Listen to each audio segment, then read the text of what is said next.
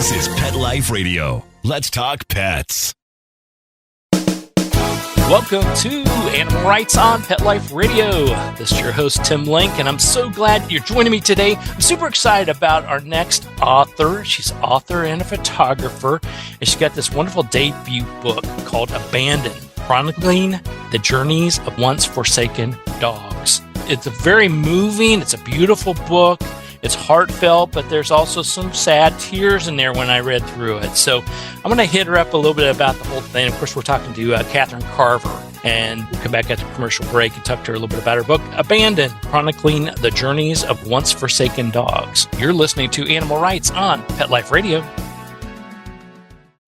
Hi, this is Tim Link, animal communicator and pet expert and host of Animal Rights on Pet Life Radio. Have you ever wanted to know what your pet is really thinking? Do you want to find out if they truly understand what you're trying to tell them? Or wish you could build a better understanding and closer relationship with your pet? Well, now you can. Learning to Communicate with Animals is a 4-part on-demand workshop. In the workshop, you'll learn the essential techniques that are necessary to communicate with animals, including what is animal communication, breathing correctly to achieve the perfect state to communicate with your animals at a deeper level, using guided meditation exercises, a method to communicate with animals, and how to send and receive information from your animals. So if you're wanting to learn how to communicate and connect with your animals at a deeper level, visit petliferadio.com/workshop and purchase and download Learning to Communicate with Animals. You'll be glad you did. Let's Talk Pets on PetLifeRadio.com. Welcome back to Animal Rights on Pet Life Radio. Join us now is author and photographer Katherine Carver. And we're here to talk to her about her book, Abandoned, Chronicling the Journeys of Once Forsaken Dogs. Katherine, welcome to the show. Thanks so much for having me. Yeah, we're super excited. You know, I read the concept of the book, and then once I got the book, I read through it. And I wanted to say, you know, obviously we're all about helping animals, rescuing animals, and doing everything we can. I'm a former president of a humane society, so that has definitely got a place in my heart. But the book did have some surprises for me as far as chronicling various dogs and the emotional aspects and the photography, the great photography you put into it as well. So I'll leave it up to you. Tell us a little bit about the book first, and then we'll delve into some details behind it. Yeah, sure. So this book started and was inspired by my first rescue dog and my first dog ever that my husband and I adopted in 2011, and his name was Biscuit. And he came to us. He was found abandoned on the streets of North Carolina, and he just changed my life in extraordinary ways. And he physically and emotionally transformed, and he opened my heart, and he really made me quite curious as to what was happening to other dogs like him who are left abandoned or find themselves in shelters or rescue organizations. And that set me pretty much on this quest of whereby I photographed roughly 60 dogs of various breeds, ages, all different backgrounds. And I photographed them while they were at the shelter or rescue organization. Then I found these dogs, and approximately a year later, I photographed the same dogs again. And written narratives accompanying each photos, which were derived from interviews with shelter and rescue personnel and also the adopters. And so what I hope people can take away and see in this book is the emotional and physical changes that the dogs experienced after they found their permanent forever home. And what was really interesting in this project is that mirroring my experience with Biscuit is that these adopters' lives were also equally enriched as to how the dogs' lives were profoundly changed. And so it's kind of a twofold. I didn't know at the outset how this would all unfold, if I would be able to get the dogs the second time. This concept just came to me literally on a summer day in 2012. And the images are black and white. They're all square. They all have black backgrounds, and that was done deliberately to keep a common thread through the images and also to keep the focus on the dog itself. So I'm hoping that the viewer can engage with that dog and really I'm hoping in the images that people really see the soul of the dog. So that's kind of a brief summary of what led me to do this and the concept of the project. Yeah, it's a wonderful thing that you did, first of all, and it's beautifully crafted, beautifully put together. And you talk about the black and white photos.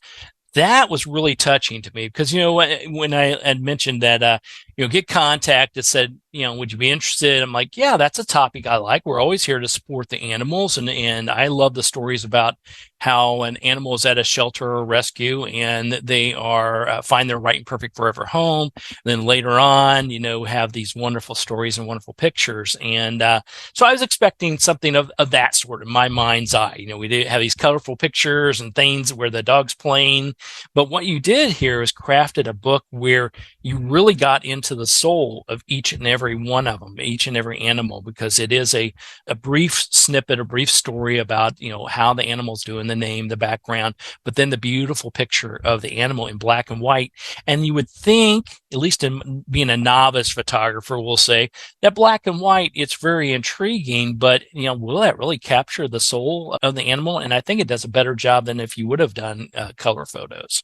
Yes, I agree. I think in some ways black and white is harder, but I never envisioned this in color.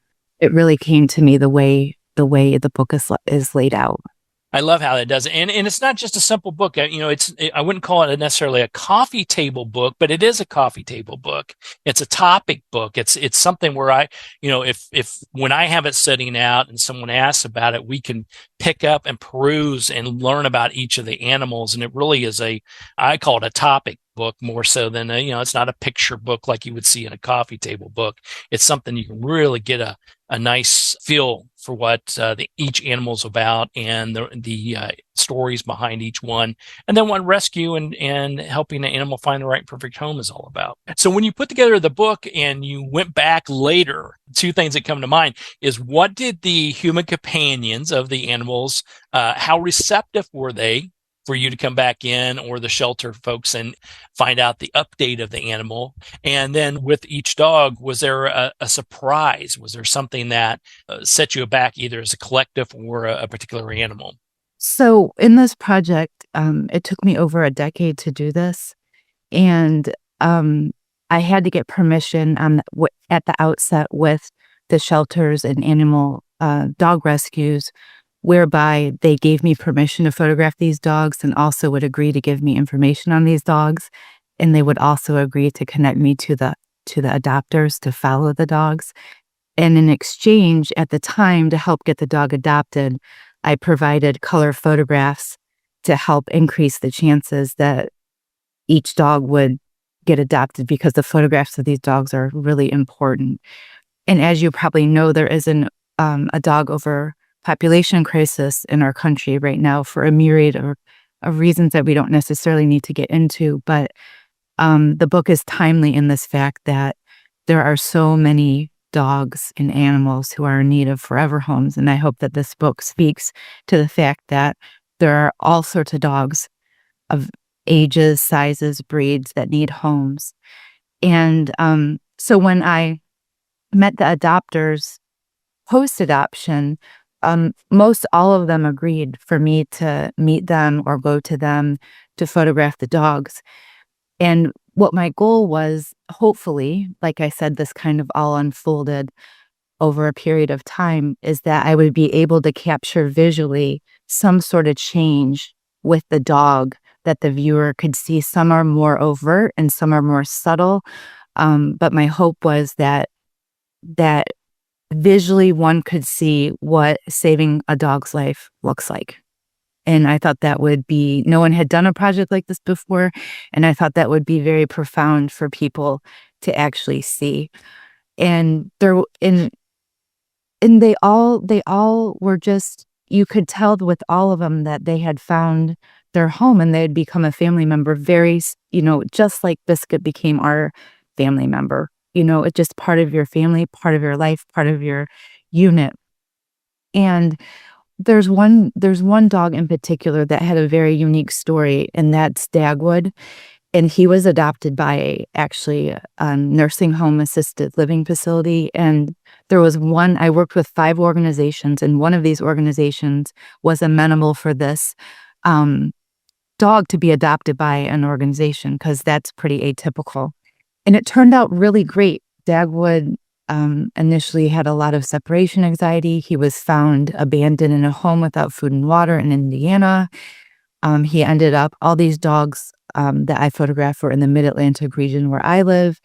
And it turned out to be wonderful. He became like the resident dog to all these, if you will, grandparents in quotes, who was so beneficial to them because, not everyone has a friend or family member that can always visit. And he became the light in so many people's lives. I mean, transformative.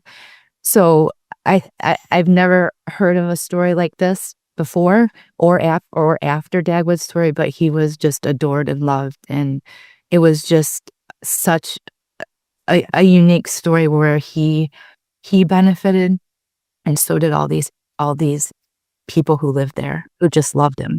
Absolutely. All he needed was a good, perfect home and to come out of his shell and provide that love and the companionship and the attention. And I love how if once the right and perfect home is found, the dog can really become themselves. They can show what they can do and who they are. And oftentimes, I know many of my in personal situations and the work that I do, as well as just interviewing people on the show, a lot of them thrive in ways that are least expected, whether it's to be training dogs or whether it's to be service dogs or companion dogs. These are dogs that, were basically forgotten, left aside and left alone, and no one really cared. Be given the right and perfect opportunity, they can thrive. Right. And also the humans' lives are so transformed. And I think that's a critical piece as well. It's a gift to the dog, and it's also a gift to yourself, because there's so many healing aspects. I learned to be more present. I'm a better human for having a rescue dog in my life. I can't imagine not having one. Absolutely. I love that. Well, not to be a Debbie Downer on this, one of the other things that shocked me about the book was you have dogs in here that didn't find those right and perfect forever homes or found it for just a short period of time. The one in particular that really hit home with me was the story of Charlie, who's a pit bull mix and sadly was euthanized. And not only the story of Charlie not finding his right and perfect forever home, but the photo caption that you put in there, it's basically just a black screen. It's a black mark, a square on the page. So we can imagine Charlie in our mind based on the story, but this one hit hard for me because not only do I not, like most people, don't want to hear about that side of it, though we know that it has to happen or it does happen. But the fact that you put a black square in there, tell us a little bit about that. How did you come about, that story as well as deciding, okay, I can't not put that in there? Yeah, I thought this is an honest book. It's the vast majority of stories, the overwhelming majority of stories are very hopeful with very satisfying endings. However, dogs are facing euthanasia every day. And I thought it was important. There's roughly a handful of dogs in the book who did not, for whatever reason, find a forever home. And I purposely chose the black square because I think it really shows the void of the dog not there, and hopefully it does impact the viewer because there is not a second image similar to all the dogs who have before and after images, if you will. So it felt really important to keep the reality of the situation facing these dogs threaded throughout the book, because it is there are so many dogs facing this on a daily basis, and I wanted to have a voice for those dogs as well, to hopefully encourage people to really see that this can be a life or death situation for many of these dogs, depending on the situation. Absolutely. One of the other stories in the book was of Ursula, who's a terrier pit bull mix, and we all know that pit bulls have gotten a bad rap. They're one of the most loving and family-oriented animals out there, dogs that are out there. But they got this bad rap basically due to what humans have put them in bad situations and not provide a loving home for them. But tell me a little bit about Ursula, because that one was interesting, the fact that Ursula was kind and loving. Everyone at the shelter loved Ursula. Ursula, after 2 months, was adopted, but then shortly, like a week later, was euthanized. Tell us a little bit about that particular story. Yeah, that is perplexing and unnerving. So yes, she was adopted, and from what my understanding from the shelter is, they were told the adopters had a resident dog already, and they were told to gradually introduce these dogs. And it's my understanding that that's not necessarily what happened. And so there was an incident that brought Ursula back to the shelter, and she was ultimately euthanized. So it's heartbreaking because humans play such a role in this, right? And how dogs are integrated at home. And I think one of the things is that the shelter and rescue personnel are vital. These are people on the front lines, and we need them so desperately, right?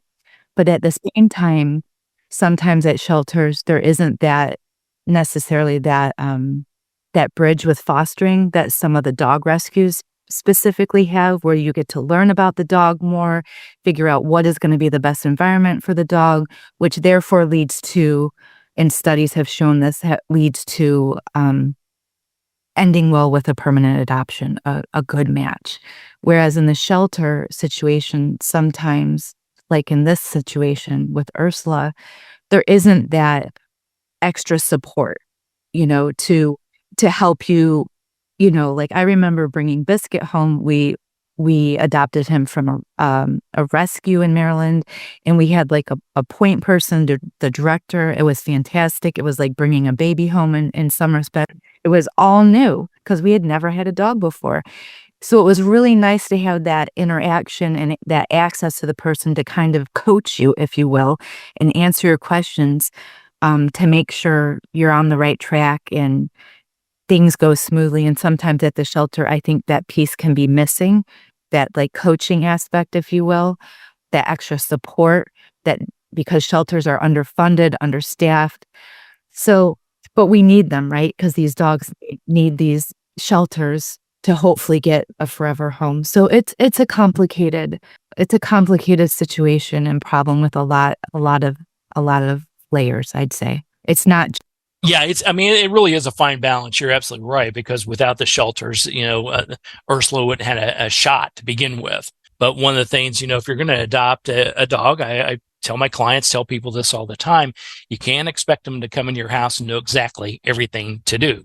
So you have to work with them. You have to stage it. You have to set them up for success and make sure that you're doing everything you can to have them be set up for a right and perfect forever home to be with you and your family. So it is a fine line, a balancing act. And, your book, Abandoned, it hits it right on the head. It gives you a good feel for all aspects of it. It's not all feel good, but there's plenty of great feel good stories in there. But it also hits home in the fact that we need to do better. We always need to do better and help our dogs and our animals out for sure. Well, we're going to go to a commercial break real quick. We'll come back and talk to author Katherine Carver about her book, Abandoned. I want to talk to Katherine a little bit about writing in general and how she crafted the book. So everybody hang tight. You're listening to Animal Rights on Pet Life Radio. Gifts for my pets, sparkle and love, under the tree, from heaven above.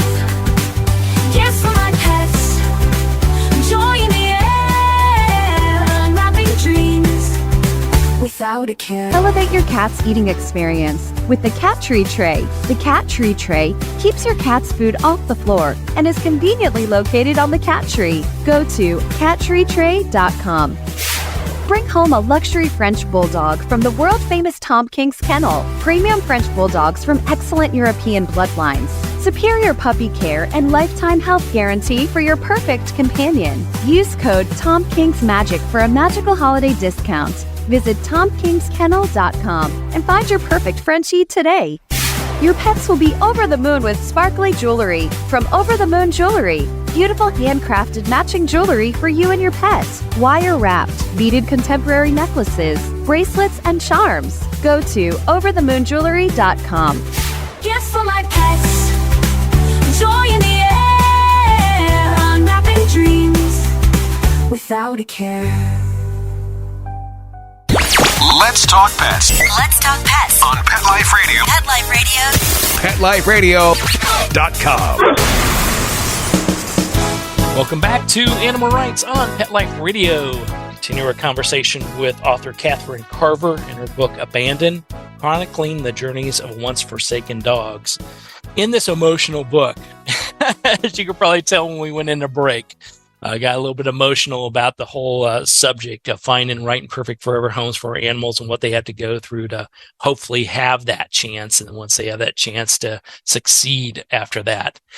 When you put together the book, Katherine, and it was all done and dusted, what was your sort of takeaway from the whole thing as you saw it before it actually hit the shelves? Was it everything you had originally thought, or had it changed into something much bigger or much different than what you had originally set out to put together?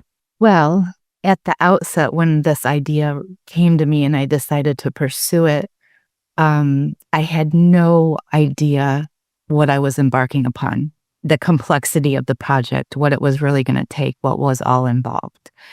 So it's definitely been a journey for me on a lot of levels. I've learned a lot. I've grown as a person. I think in the end with the book, it pretty much came together after going through that entire process to get to that point, to put it together, so to speak. It is in line with what I had hoped for. It just was many years in the making, but I'm proud that it's done, and I hope that people will enjoy it. And I also wanted to mention that a portion of my royalties are being donated to the SPCA International to help specifically helping dogs in need around the globe. That's wonderful. So, yeah, everybody pick up a copy of the book. When everybody does pick up a copy of the book and they read through it and they shed a few tears and they have a few smiles that you accomplished when putting together the book, or was there something more that you were hoping for, or is there something that people are telling you that, wow, I really got this out of the book? I think mostly the expectation with the book resided with me. In my overall hope, and the theme that runs throughout this book is just, I hope people see how wonderful these sentient beings are and the potential that they have. And also, it's a journey that you embark on with this, individual animal, dog. And it's just a remarkable journey. And I stuck with this for so long because I just believe that it could lead to something to help these dogs. So that's really the reason why I stuck with it. And when Biscuit passed away, we had him for 2.5 years exactly. And a few months after he passed away, we adopted another rescue Shetland sheepdog, and her name is Victory. She came with the name. And the rescue in Maryland coordinated with the rescue in Michigan, and she came to us that way. I guess she was the one that was meant to be with us, and I believe Biscuit had a hand in that. And she's been with us as of this fall, 11 years. And she was about 2 when we adopted her, we think. So it's just amazing. So in those moments, of fear, or like, am I ever going to finish? I would look at her and just think, okay, we're going to just stick with this and kind of do my best to trust the process and see it through. So my first goal was to see it through. And then the second goal was, to find a publisher. And then the next goal was to put together the best book possible. So it's been a long journey, but it's been very rewarding.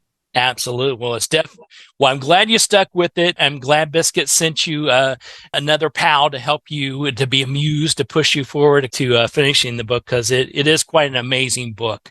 And I want everybody to pick up a copy of the book. It's Abandoned, Chronicling a Journey of Once Forsaken Dogs. It is definitely, as I said, I'm blessed to have this show and have a lot of authors I speak to. I keep a lot of the books that I get because I read through every single one of them, but there are certain ones that are displayed centerfold into my bookshelves, and this is definitely one that's going to be there. So kudos to you, Katherine, for putting together such a great piece of work. Well, thank you so much. Well, Katherine, where can people find out more about you, what you got going on, pick up a copy of the book, these type of things? Yeah, you can pick up this book wherever books are sold, and you can learn more about the book and myself at KatherineCarver.com, and that is KATHERINE, Carver, CARV as in Victor, ER.com. And there's lots of information along with dog rescue resources if you're considering getting a dog. So I hope that you'll check it out. Absolutely. Well, we'll definitely get that posted. Everybody check out the site and keep up on what Katherine's got going on. Learn a little bit about adoption and rescues and ways you can bring home your next right and perfect forever dog or animal of your choice. And of course, pick up a copy of the book. It's called Abandoned, Chronicling the Journeys of Once Forsaken Dogs by Katherine Carver. Katherine, great job. Very heartfelt. I love it. And just keep up the great work. And don't make us wait another decade before the next one comes out, okay? Thanks. Thank you. All right. Well, we're coming to the end of the show today. I want to thank everyone for listening to Animal Rights on Pet Life Radio. I want to thank the producers and sponsors for making this show possible. If you have any questions, comments, or ideas for the show or any of the shows, you can go to PetLifeRadio.com. And we'll definitely answer your questions, entertain your comments, and bring on the people you want to hear from most.